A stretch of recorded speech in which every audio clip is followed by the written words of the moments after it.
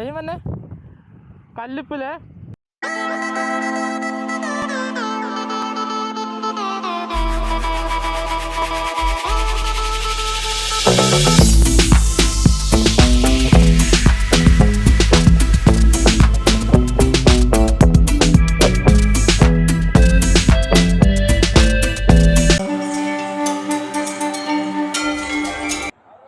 പുതിയൊരു വീഡിയോയിലേക്ക് എല്ലാവർക്കും സ്വാഗതം. സമയം രാവിലെ 5:43 AM. നമ്മളിപ്പോൾ ഉള്ളത് പഴനി ക്ഷേത്രത്തിൻ്റെ മുൻപിലാണ്. നിങ്ങൾ തമ്പനയിൽ കണ്ട പോലെ തന്നെ നമ്മൾ ധനുഷ്കോടിയിലേക്കുള്ള ബൈക്ക് ട്രിപ്പിലാണ്. ഏകദേശം രാത്രി 12:30 സമയത്താണ് നമ്മൾ വീട്ടിൽ നിന്ന് ഇറങ്ങിയിട്ടുണ്ടായിരുന്നത്. അങ്ങനെ പോകുന്നത് വഴി മെയിൻ ഹൈവേയിലൂടെ പോകുമ്പോൾ സൈഡിൽ നമുക്ക് അതിരാവിലെ പഴനി ക്ഷേത്രത്തിൻ്റെ മുകളിലുള്ള ലൈറ്റ് നമുക്ക് കാണാൻ പറ്റിയിട്ടുണ്ടായിരുന്നു. അപ്പോൾ അതുകൊണ്ട് നമ്മൾ ടൈം നോക്കിയപ്പോൾ ഒരു 10 മിനിറ്റാണ് മെയിൻ ഹൈവേയിൽ നിന്ന് പഴനി ക്ഷേത്രത്തിൻ്റെ അടുത്തേക്കുള്ളത്. അപ്പോൾ അങ്ങനെ ഏതായാലും പോകുന്നത് വഴിക്ക് പഴനി ക്ഷേത്രം കൂടി കണ്ടു പോകാം എന്നുള്ള രീതിയിലാണ് നമ്മൾ പഴനി ക്ഷേത്രത്തിൻ്റെ ഈ ഒരു ഭാഗത്തേക്ക് വന്നിട്ടുണ്ടായിരുന്നത്. നമ്മളേതായാലും നമ്മളെ യാത്ര കണ്ടിന്യൂ ചെയ്യാണ്. നേരത്തെ പറഞ്ഞതുപോലെ തന്നെ ഈ ഒരു ട്രിപ്പ് നമ്മൾ ധനുഷ്കോടിയിലേക്കുള്ള യാത്രയാണ്. ഒരു ബൈക്ക് റൈഡ് എന്ന് പറയുന്ന സമയത്ത് നമ്മളെ മനസ്സിലേക്ക് വരുന്ന 2 സ്ഥലങ്ങളാണ്. ഒന്ന് ലഡാക്ക്, 2 ധനുഷ്കോടി. ഒന്ന് ഇന്ത്യയുടെ നോർത്ത് സൈഡാണെന്നുണ്ടെങ്കിൽ മറ്റേത് ഇന്ത്യയുടെ സൗത്ത് സൈഡാണ് വരുന്നത്. സൗത്ത് സൈഡിൽ ഇന്ത്യയുടെ ലാസ്റ്റ് റോഡ് എൻഡ് ചെയ്യുന്നത് ധനുഷ്കോടിയിൽ വെച്ചിട്ടാണ്. ആദ്യമായിട്ടാണ് ഇത്രയും ദൂരം ബൈക്കിൽ യാത്ര ചെയ്യുന്നത്. അതുപോലെ തന്നെ ധനുഷ്കോടിയിലേക്കും ആദ്യമായിട്ടാണ് നമ്മൾ യാത്ര ചെയ്യുന്നത്. നമ്മൾ മലപ്പുറം പെരിന്തൽമണ്ണയിൽ നിന്നാണ് യാത്ര തിരിച്ചിട്ടുള്ളത്. പെരിന്തൽമണ്ണയിൽ നിന്ന് നേരെ പാലക്കാട്, അവിടുന്ന് പൊള്ളാച്ചി, ഇനി മധുരയിലേക്ക്, മധുരയിൽ നിന്ന് നേരെ ധനുഷ്കോടിയിലേക്ക് പോകുന്ന റൂട്ടാണ് നമ്മൾ പ്ലാൻ ചെയ്തിട്ടുള്ളത്. രാത്രി ഏകദേശം ഒരു 12:30 സമയത്താണ് നമ്മൾ വീട്ടിൽ നിന്ന് പുറപ്പെട്ടിട്ടുള്ളത്. എത്രയും നേരത്തെ ധനുഷ്കോടിയിൽ എത്താൻ പറ്റുകയാണെന്നുണ്ടെങ്കിൽ അത്രയും നല്ലത് എന്നുള്ളത് കൊണ്ടാണ് നമ്മൾ രാത്രി 12:30 സമയത്ത് തന്നെ വീട്ടിൽ നിന്ന് നമ്മൾ യാത്ര തിരിച്ചിട്ടുള്ളത്. അർദ്ധരാത്രിയൊക്കെ യാത്ര ചെയ്യുമ്പോൾ ശ്രദ്ധിക്കേണ്ട കാര്യം എന്താ വെച്ച് കഴിഞ്ഞാൽ നമ്മൾക്ക് ഉറക്കം തീരെ കിട്ടാതെയാവും നമ്മൾ യാത്ര ചെയ്യുന്നുണ്ടാവുക. പ്രത്യേകിച്ച് ബൈക്കിലൊക്കെ ആവുന്ന സമയത്ത് ക്ഷീണം വരാനും ഉറങ്ങിപ്പോകാനൊക്കെ സാധ്യതയുണ്ട്. അപ്പോൾ അതുകൊണ്ട് തന്നെ ഞങ്ങൾ ചെയ്തത് എന്താണെന്ന് വെച്ച് കഴിഞ്ഞാൽ തലേ ദിവസം വൈകുന്നേരം ഓഫീസിൽ നിന്ന് എത്തിയതിന് ശേഷം ഒരു 7 മണി സമയത്ത് വൈകുന്നേരത്ത് കിടന്നുറങ്ങി. എന്നിട്ടൊരു 11:30 സമയത്ത് എണീറ്റ് ആ ഒരു ഉറക്കത്തിൻ്റെ ക്ഷീണം തീർത്തതിന് ശേഷം പിന്നെ കുളിച്ച് ഫ്രഷായി നമ്മളെ യാത്ര സ്റ്റാർട്ട് ചെയ്യുകയാണ് ചെയ്തിട്ടുണ്ടായിരുന്നത്. അങ്ങനെ പട്ടാമ്പി, ഷൊർണൂർ, ഒറ്റപ്പാലം, പാലക്കാട്, പൊള്ളാച്ചി വഴി നമ്മളെ യാത്ര ഇതുവരെ എത്തിയിട്ടുണ്ട്. ഇപ്പോൾ പഴനി കഴിഞ്ഞ് നമ്മളെ യാത്ര കണ്ടിന്യൂ ചെയ്യാണ്. ഇടയ്ക്ക് ഒരു തവണ നമ്മൾ വണ്ടി സൈഡാക്കിയിട്ടുണ്ടായിരുന്നു. പാലക്കാട്, പൊള്ളാച്ചി കഴിഞ്ഞതിന് ശേഷം ഒരു ടീ ഷോപ്പിൽ നമ്മൾ ചായ കുടിക്കാൻ വേണ്ടി സൈഡാക്കിയിട്ടുണ്ടായിരുന്നു. പിന്നെ നമ്മൾ വരുന്ന വഴിക്കൊക്കെ റോഡിൻ്റെ 2 സൈഡിലുമായിട്ട് ഒരുപാട് വിൻഡ് മിൽസ്, കാറ്റാടി പാടങ്ങൾ നമുക്ക് കാണാൻ പറ്റിയിട്ടുണ്ട്. നമ്മളെ റോഡിൻ്റെ അടുത്ത് തന്നെ ആയിട്ട് ഒരുപാട് വിൻഡ് മിൽസ് ഉണ്ടായിരുന്നു. പിന്നെ ആ സമയത്ത് നല്ല രീതിയിലുള്ള ഇരുട്ടായതുകൊണ്ട് തന്നെ വീഡിയോസൊന്നും നമുക്ക് ഷൂട്ട് ചെയ്യാൻ പറ്റിയിട്ടില്ല. ഞാൻ വീഡിയോ ഷൂട്ട് ചെയ്യാൻ തുടങ്ങിയത് തന്നെ പഴനി എത്തിയതിന് ശേഷമാണ് വീഡിയോ ഷൂട്ട് ചെയ്യാൻ തുടങ്ങിയത്. അപ്പോഴാണ് വീഡിയോക്ക് കുറച്ചും കൂടി ലൈറ്റിംഗ് നമുക്ക് കിട്ടിയിട്ടുള്ളത്. നമുക്ക് ട്രാവൽ ചെയ്യാനുള്ളത് ഏകദേശം 650 കിലോമീറ്ററോളം വൺ സൈഡ് ഉണ്ട് കേട്ടോ. ധനുഷ്കോടി എത്തുന്നത് വരെ ഏകദേശം 650 കിലോമീറ്ററാണ് ഗൂഗിൾ മാപ്പ് നോക്കിയത് പ്രകാരം ഉള്ളത്. ഇനി അവിടുന്ന് ഇങ്ങോട്ട് വരുന്ന സമയത്ത് ഏകദേശം 650 ഇങ്ങോട്ടും കൂടിയും കൂട്ടിക്കഴിഞ്ഞാൽ 1300. പിന്നെ നമ്മൾ പോകുന്ന വഴിക്ക് മധുര ക്ഷേത്രത്തിലൊന്ന് കയറണമെന്നുണ്ട്. അതുപോലെ തന്നെ ഏർവാടി, അതുപോലെ തന്നെ അതിന് ശേഷം നേരെ ധനുഷ്കോടിയിലേക്ക് പോകണം എന്നാണ് നമ്മൾ ഉദ്ദേശിച്ചിട്ടുള്ളത്. പിന്നെ നമ്മൾ പ്ലാൻ ചെയ്തിട്ടുള്ളത് ഏകദേശം ഉച്ച സമയമാകുമ്പോഴേക്ക് രാമേശ്വരത്തിൻ്റെ അടുത്തെത്തിയിട്ട് അവിടെ ഒരു റൂം എടുത്തിട്ട് അതിനുശേഷം കുളിച്ച് ഫ്രഷായി ഫുഡൊക്കെ കഴിച്ച് രാമേശ്വരം വഴി പാമ്പൻ പാലം വരെ പോകണം എന്നാണ് നമ്മൾ ഇന്ന് ഉദ്ദേശിച്ചിട്ടുള്ളത്. നാളെ രാവിലെ ഏർലി മോർണിംഗിൽ ധനുഷ്കോടി പോയിട്ട് അവിടുത്തെ കാഴ്ചകളൊക്കെ കണ്ടതിന് ശേഷം തിരിച്ച് നമ്മൾ വീട്ടിലേക്ക് പോകുന്ന വഴിക്ക് കൊടൈക്കനാൽ കൂടി കവർ ചെയ്തിട്ട് നമുക്ക് വീട്ടിലേക്ക് പോകാൻ വേണ്ടിയിട്ടാണ് നമ്മൾ നിലവിൽ നമ്മളെ ട്രിപ്പ് പ്ലാൻ ചെയ്തിട്ടുള്ളത്. അപ്പോൾ അതുകൊണ്ട് ഏകദേശം 1500ഓളം കിലോമീറ്ററുകൾ നമുക്ക് ടോട്ടൽ ട്രാവലിംഗ് ഡിസ്റ്റൻസ് ഉണ്ടാവുന്നതാണ് ഏകദേശം നമ്മൾ എക്സ്പെക്റ്റ് ചെയ്യുന്നത്. പിന്നെ ഈ ഒരു യാത്രയിൽ എൻ്റെ കൂടെ ഉള്ളത് ഈ മുൻപിൽ ബൈക്കിൽ പോകുന്ന 2 പേരാണ്. സാദിഖ്, അതുപോലെ തന്നെ സുഹൈൽ. ഞങ്ങൾ ടോട്ടൽ 3 പേരായിട്ടാണ് ഈ ഒരു യാത്ര പോകുന്നത്. മുൻപിൽ ബൈക്കിൽ അവർ 2 പേരും, പിന്നെ എൻ്റെ ബൈക്കിൽ ഞങ്ങൾ 3 പേരുടെയും ലഗേജ് വെച്ചിട്ടാണ് ഞങ്ങൾ യാത്ര ചെയ്യുന്നത്.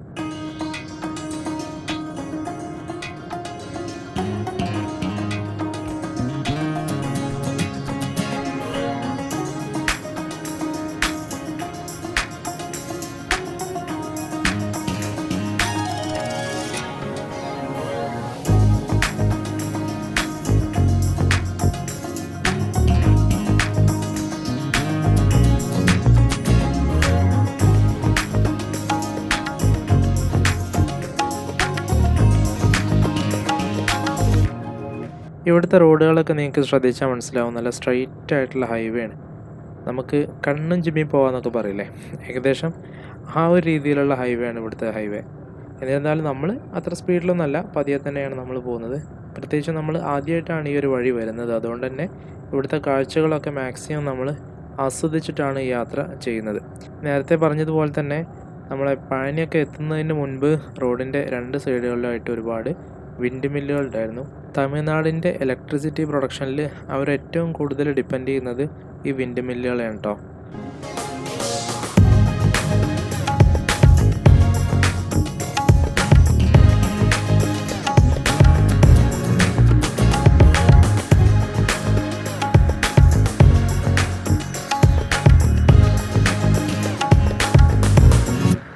നമ്മൾ വരുന്ന വഴിക്ക് നമ്മളെ കേരളത്തിൽ മഴക്കാലമാണ് കേട്ടോ, മൺസൂൺ സമയമാണ്, മഴ പെയ്യുന്നുണ്ടായിരുന്നു വരുന്ന വഴിക്ക് രാവിലെ. പക്ഷേ ഇവിടേക്ക് എത്തിയ സമയത്ത്, തമിഴ്നാട്ടിലേക്ക് എത്തിയപ്പോൾ കാലാവസ്ഥ കംപ്ലീറ്റ് ആയിട്ട് മാറിയിട്ടുണ്ട്. ഇവിടെ തെളിഞ്ഞ ആകാശമാണ്, മഴയൊന്നുമില്ല, നല്ലൊരു യാത്ര ചെയ്യാൻ പറ്റിയ നല്ലൊരു ക്ലൈമറ്റാണ് കേട്ടോ നമുക്കിവിടെ ഉള്ളത്. നമ്മൾ റെയിൻകോട്ട് കാര്യങ്ങളൊക്കെ എടുത്തിട്ടുണ്ടായിരുന്നു, പക്ഷേ എന്തായാലും നമുക്ക് ഇതുവരെ അതിനൊന്നും ആവശ്യം വന്നിട്ടില്ല. അതിരാവിലെ ആണെങ്കിൽ കൂടിയിട്ടും നല്ല തെളിഞ്ഞൊരു കാലാവസ്ഥയാണ് ഇപ്പോൾ ഉള്ളത്. നമ്മളെ മുൻപിലായിട്ട് നമുക്കൊരു ടോൾ ഗേറ്റ് വരുന്നുണ്ട് കേട്ടോ. നമ്മൾ ഈ ഒരു ഹൈവേയിൽ 1-2 ഇതേപോലെ ടോൾ ഗേറ്റുകളുണ്ട്. പിന്നെ അതുപോലെ തന്നെ നമ്മൾ റോഡിൻ്റെ ഇരു സൈഡുകളിലായിട്ട് നോക്കുകയാണെന്നുണ്ടെങ്കിലും നല്ല രീതിയിൽ കൃഷി ചെയ്യുന്ന സ്ഥലങ്ങളാണ് കേട്ടോ. ഓപ്പണായിട്ട് ഒരുപാട് ഏക്കർ സ്ഥലങ്ങൾ ഇങ്ങനെ കൃഷി ചെയ്യുന്ന സ്ഥലങ്ങളാണ്. ചില സ്ഥലങ്ങളിൽ നമുക്ക് പച്ചക്കറികൾ കൃഷി ചെയ്തതായിട്ട് കാണുന്നുണ്ട്. അതുപോലെ തന്നെ ചില സ്ഥലങ്ങളിൽ നെല്ല് പോലത്തെ കൃഷിയും കാണുന്നുണ്ട്.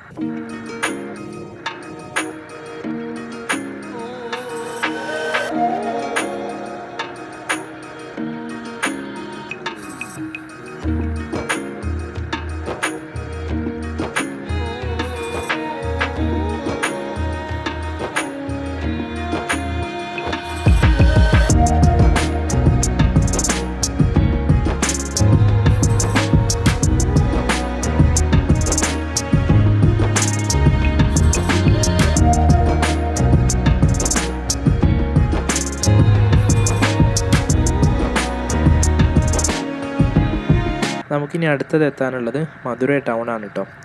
Madurai town city of temples എന്നാണ് അറിയപ്പെടുന്നത്. ഒരുപാട് ക്ഷേത്രങ്ങൾ മധുരൈ ടൗണിലുണ്ട്. നമ്മൾ കേട്ടിട്ടുണ്ടാവും മധുരൈ മീനാക്ഷി ക്ഷേത്രം. മധുരയിലെ ഫേമസ് ആയിട്ടുള്ള ഒരു ക്ഷേത്രമാണ് മധുരൈ മീനാക്ഷി ക്ഷേത്രം. നമുക്ക് പോണ വഴിക്ക് അവിടെയും കൂടി ഒന്ന് വിസിറ്റ് ചെയ്തിട്ട് വേണം നമുക്ക് പോകാൻ. മധുരൈ ടൗണിൻ്റെ ഏകദേശം സെൻട്രൽ ഭാഗത്തായിട്ടാണ് മധുരൈ മീനാക്ഷി ക്ഷേത്രം നിലകൊള്ളുന്നത്.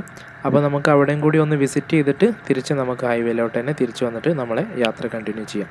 ഏതായാലും മധുരൈ ടൗണ് നമുക്ക് എത്താറായിട്ടുണ്ട്. കുറച്ച് കിലോമീറ്റർ ഡിസ്റ്റൻസും കൂടിയാണ് ഇനി മധുരൈ ടൗണിലോട്ട് ഉള്ളത്.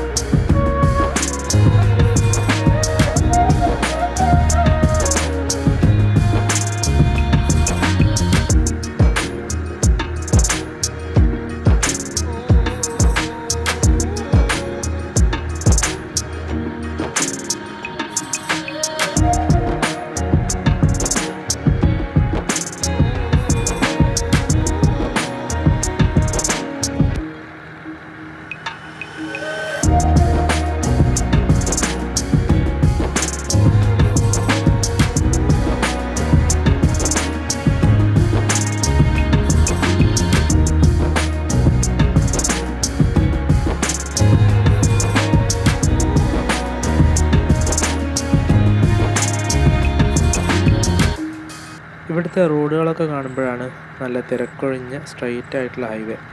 നിങ്ങൾ ഈ വീഡിയോ ഇപ്പോൾ ഇതുവരെ കണ്ടുവന്നല്ലോ, നിങ്ങളൊരു ഒപ്പീനിയൻ നിങ്ങൾ കമൻറ്റ് ചെയ്യാം കേട്ടോ ഈ റോഡുകൾ കണ്ടിട്ട്. സാധാരണ നമ്മളൊരു യാത്ര ചെയ്യുന്ന സമയത്ത് നമ്മൾ ചെന്നെത്തുന്ന ഡെസ്റ്റിനേഷൻ അടിപൊളിയാണെന്നുണ്ടെങ്കിൽ നമുക്ക് ആ യാത്രയിലൊരു സാറ്റിസ്ഫാക്ഷൻ കിട്ടും. അതുപോലെ തന്നെ നമ്മൾ പോകുന്ന വഴികളും മനോഹരമാണെന്നുണ്ടെങ്കിൽ നമുക്ക് നല്ല രീതിയിൽ ആ ഒരു ട്രിപ്പ് നമുക്ക് എൻജോയ് ചെയ്യാൻ കഴിയും.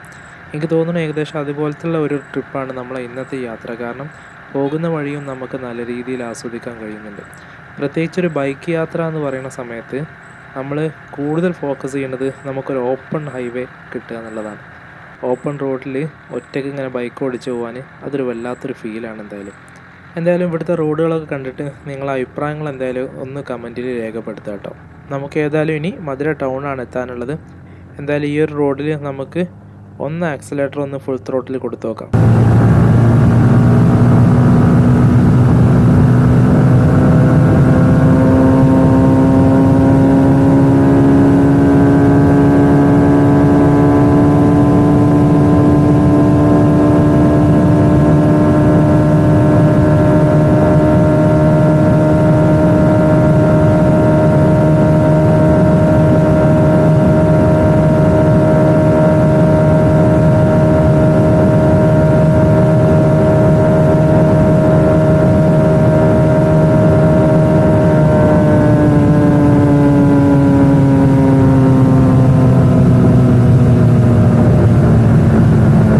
നമ്മളങ്ങനെ മധുരൈ മീനാക്ഷി ക്ഷേത്രത്തിൻ്റെ ഫ്രണ്ടിലെത്തിയിട്ടുണ്ട്.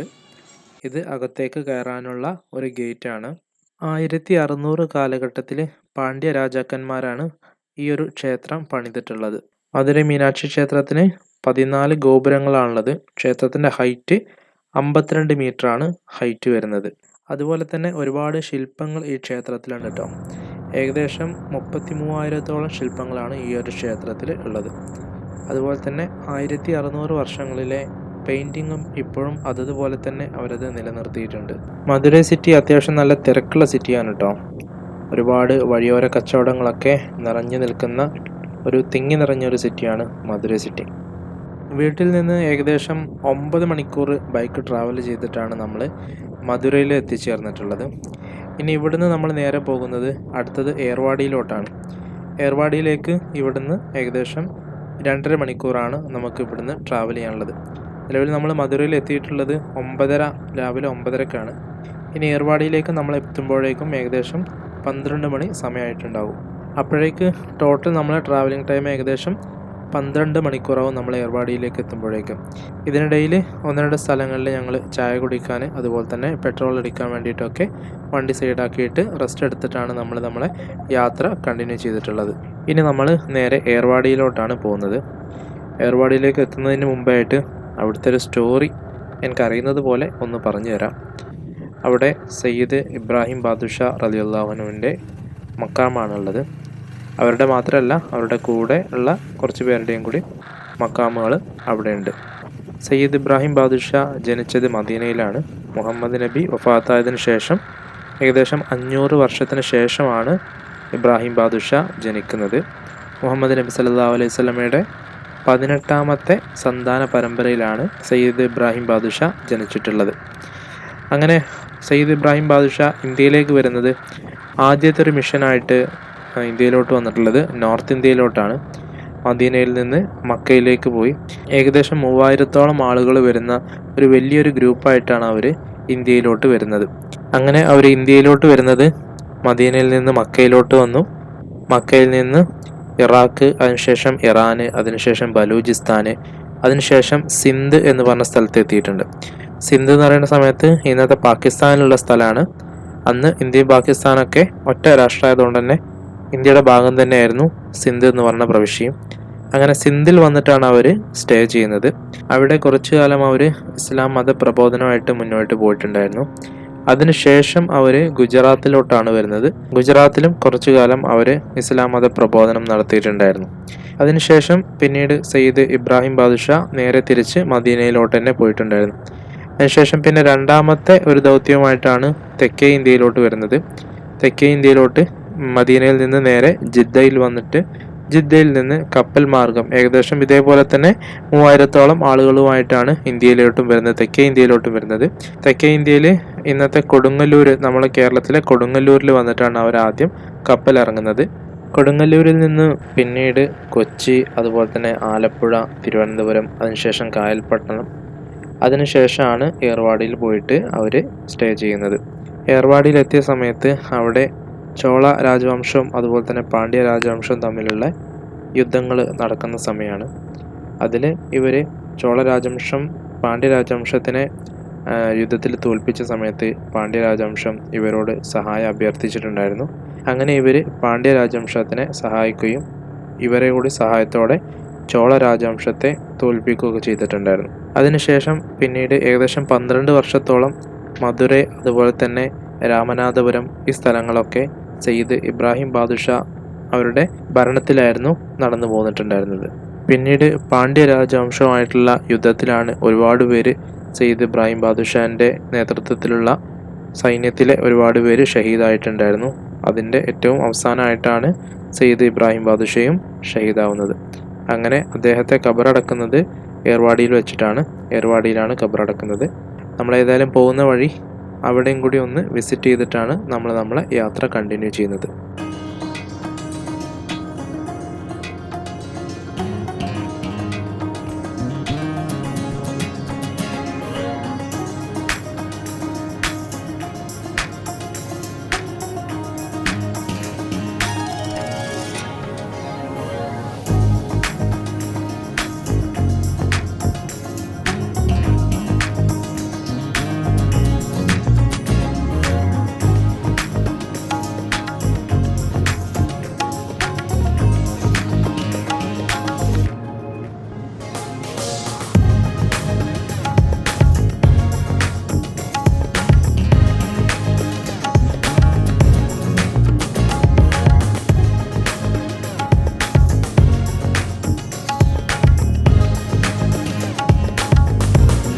നമ്മളങ്ങനെ മെയിൻ ഹൈവേയിൽ നിന്ന് മാറിയിട്ട് ഏർവാടിക്കുള്ള റോഡിലോട്ട് നമ്മൾ കയറിയിട്ടുണ്ട്.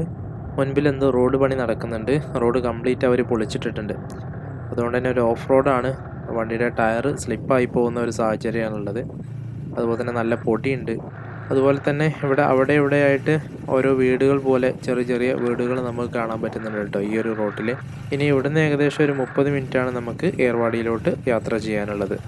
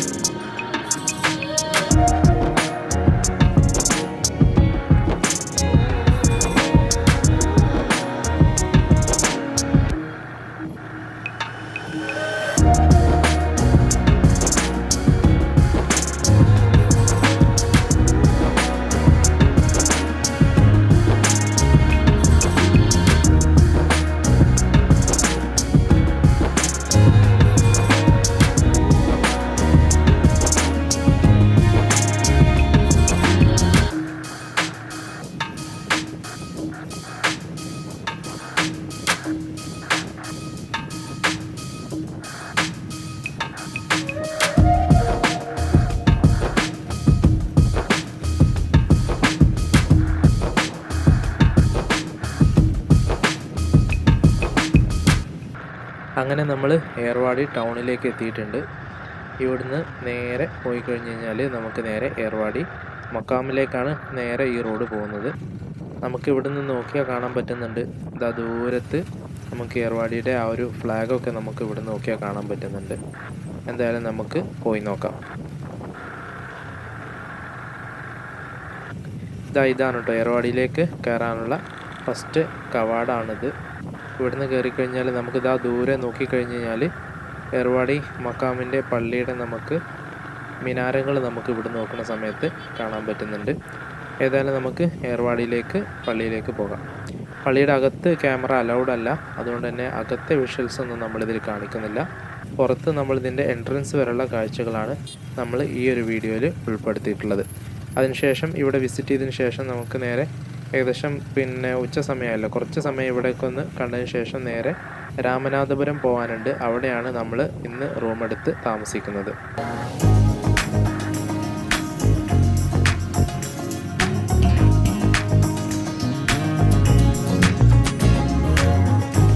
നമ്മൾ തിരിച്ച് ഏർവാടിയിൽ നിന്ന് രാമനാഥപുരത്തേക്ക് വരുന്ന വഴി കണ്ട കാഴ്ചയാണ് കേട്ടത്. ഒരുപാട് ഏക്കർ കണക്കിന് സ്ഥലത്ത് കല്ലുപ്പിൻ്റെ പാടം, ഓരോ ചെറിയ ചെറിയ പാടങ്ങളായിട്ട് തരംതിരിച്ചിട്ട് അതിലൊക്കെ പൈപ്പിൽ കടൽ വെള്ളം അടിച്ച് നിറച്ചിട്ടാണ്. ഇനി വെയിൽ നല്ല ചൂടുള്ള സമയമാണ്. ഇവിടെ കംപ്ലീറ്റ് നല്ല വെയിൽ കിട്ടുന്ന സ്ഥലമാണ്. അപ്പോൾ അതുകൊണ്ട് തന്നെ വെയിൽ തട്ടിയിട്ട് ഈ വെള്ളമൊക്കെ ഇതിൻ്റെ മുകളിൽ നിന്ന് ബാഷ്പീകരിച്ചിട്ട് നീരാവിയായിട്ട് പോവും. അപ്പോൾ കല്ലുപ്പ് മാത്രം ഇതിൽ അടിഞ്ഞു കിടക്കും. ഈ കല്ലുപ്പ് ഇവർ പിന്നെ കോരിയിട്ട് ഇവിടെ സൈഡിൽ വെക്കുകയാണ് ചെയ്യുന്നത്. ഇവിടുന്ന് പിന്നെ ലോഡാക്കിയിട്ട് ശുദ്ധീകരിച്ചിട്ടാണ് ഇത് കൊണ്ടുപോകുന്നത്. അപ്പോൾ നമ്മൾ അതിന് ടേസ്റ്റ് നോക്കിയ സമയത്ത് സെയിം നമ്മളെ നാട്ടിലുള്ള കല്ലുപ്പിൻ്റെ അതേ സെയിം ടേസ്റ്റാണ്. പക്ഷേ ചെറുതായിട്ടൊന്ന് മണ്ണ് കലർന്ന കളറായിട്ടൊരു യെല്ലോ ഷെയ്ഡ് നമുക്ക് കാണുമ്പോൾ തോന്നുന്നുണ്ട്. പക്ഷേ ടേസ്റ്റ് സാധാ നമ്മളെ കല്ലുപ്പിൻ്റെ ടേസ്റ്റ് തന്നെയാണുള്ളത്. അപ്പോൾ നമ്മൾ പോകുന്ന വഴിക്ക് ഇവിടെ നിന്ന് സൈഡാക്കിയപ്പോൾ കണ്ട കാഴ്ചയാണ്. അപ്പോൾ ഇന്നത്തെ ഈ ഒരു വീഡിയോ ഇവിടെ അവസാനിക്കുകയാണ്. ഇനി ഞങ്ങൾ റൂമിൽ പോയിട്ട് റെസ്റ്റ് എടുത്തതിന് ശേഷം ഫുഡ് കഴിച്ചിട്ട് നേരെ പാമ്പൻ പാലത്തിലേക്കാണ് പോകുന്നത്. അവിടുത്തെ കാഴ്ചകളൊക്കെ കണ്ടിട്ട് ഈവനിങ്ങിൽ റൂമിലോട്ട് തന്നെ വരണം. എന്നിട്ട് നാളെ നമ്മൾ ധനുഷ്കോടിയിലേക്ക് പോകുന്നു. അപ്പോൾ ആ വീഡിയോസൊക്കെ നമുക്ക് അടുത്തൊരു വീഡിയോയിൽ നമുക്ക് ഇൻക്ലൂഡ് ചെയ്യാം. ഈ ഒരു വീഡിയോ ഇവിടെ വൈൻഡപ്പ് ചെയ്യാണ്. എല്ലാവർക്കും നല്ലൊരു ദിവസം നേരുന്നു. Have a nice day. Thank you all of U.